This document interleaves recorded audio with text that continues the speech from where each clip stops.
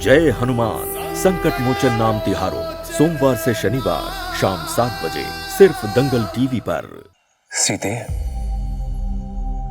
लक्ष्मण सत्य कह रहा है। कोई मायावी असुर आपका जीवन संकट में डालने का प्रयास कर रहा है।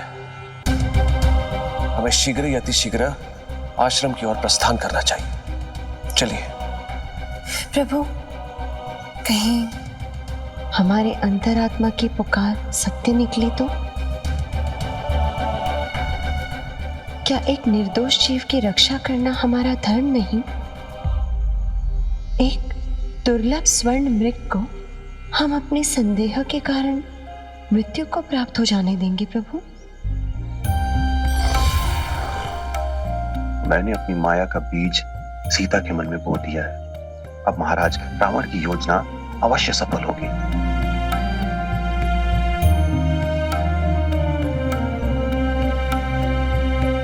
हनुमान, मैं देवी सीता को समझा सकता था, किंतु मृग के दुख से उनके आहत मन को नहीं। इसीलिए ना चाहते हुए भी मुझे उनकी बात माननी ही पड़ी।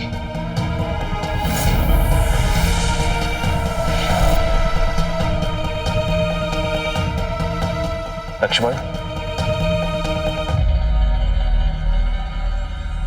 सीता धरती पुत्री है। संसार के प्रत्येक जीवों से उन्हें अत्यंत प्रेम है। मुझे ज्ञात है, महाराज जनक की कथाओं के अनुसार आप स्वर्ण मृग से बाल काल से ही जुड़ी हुई है। इसलिए मैंने निर्णय लिया है लक्ष्मण, इस स्वर्ण मृग का पता मैं लगा कर रहूंगा।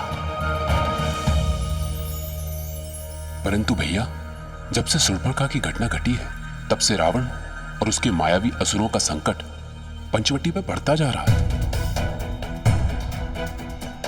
यदि ये मायावी मृग भी किसी संकट को लाने वाला हुआ तो? मैं तुम्हारी चिंता समझ सकता हूं लक्ष्मण, परंतु सीते के दुख का निराकरण करना भी आवश्यक है।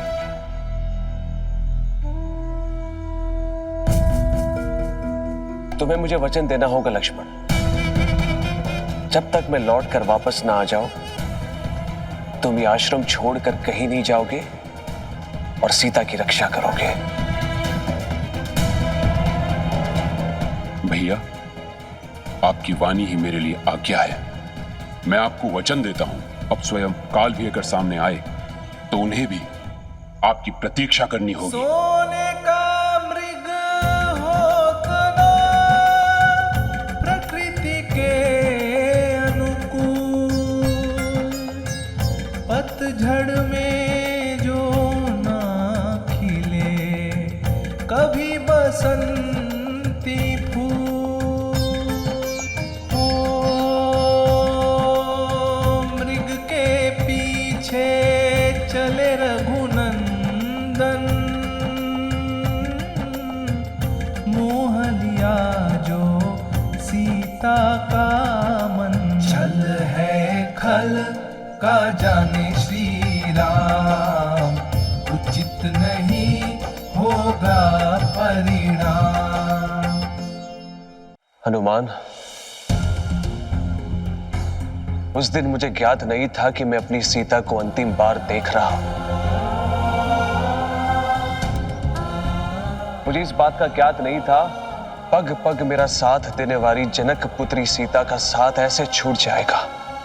नहीं ज्ञात था मुझे सीता से बिछड़ने का असहनीय दुख मुझे ऐसे सहना होगा। अन्यथा मैं स्वर्ण मृग के पीछे कभी नहीं जाता।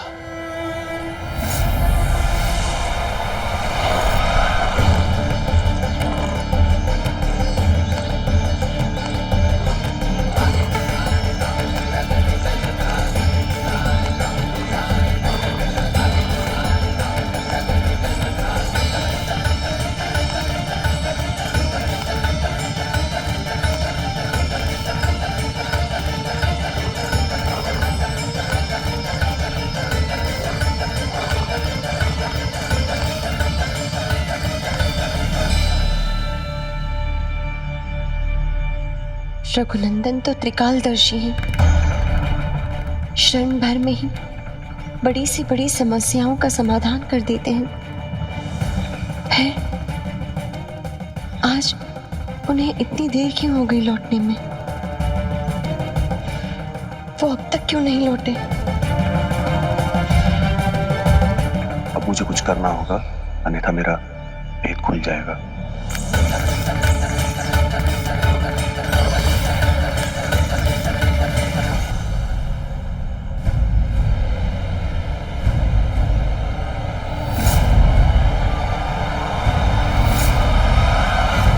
तो मेरा संदेह सत्य था। तुम स्वर्ण मृग नहीं, मायावी मृग हो। फिर तो तुम्हारी माया का अंत निश्चित है।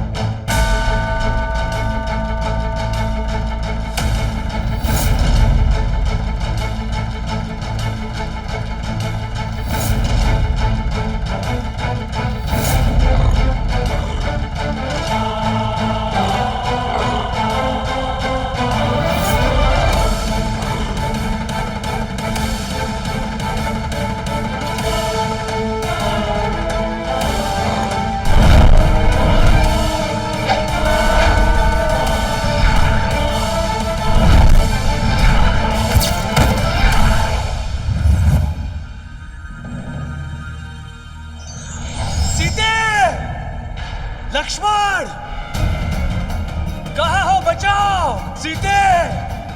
लक्ष्मण! लक्ष्मण!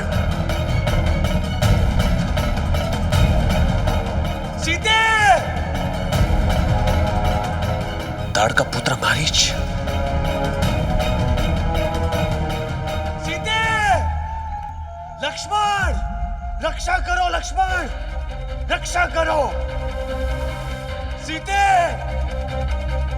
लक्ष्मण!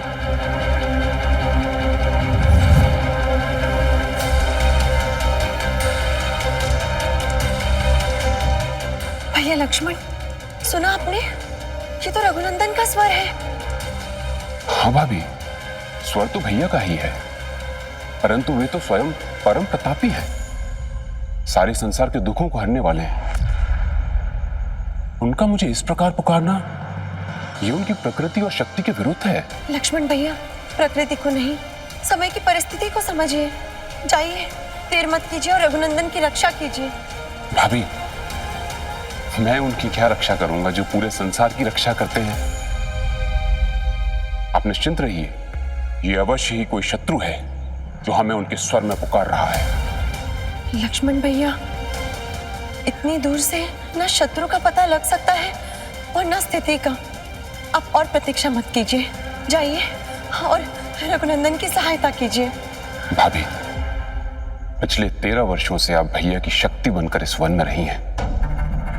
आपने तो स्वयं देखा है, विराट, कबंध, खरदूषण, ऐसे न जाने कितने शक्तिशाली असुरों का अविलंब ही उन्होंने संहार कर दिया है। भला उनके समक्ष कोई संकट कैसे टिक सकता है? लक्ष्मण, जो अतीत में हुआ वो भविष्य में ना हो, ये आवश्यक नहीं। हम आपको आज्ञा देते हैं, जाइए और रघुनंदन की सहायता कीजिए।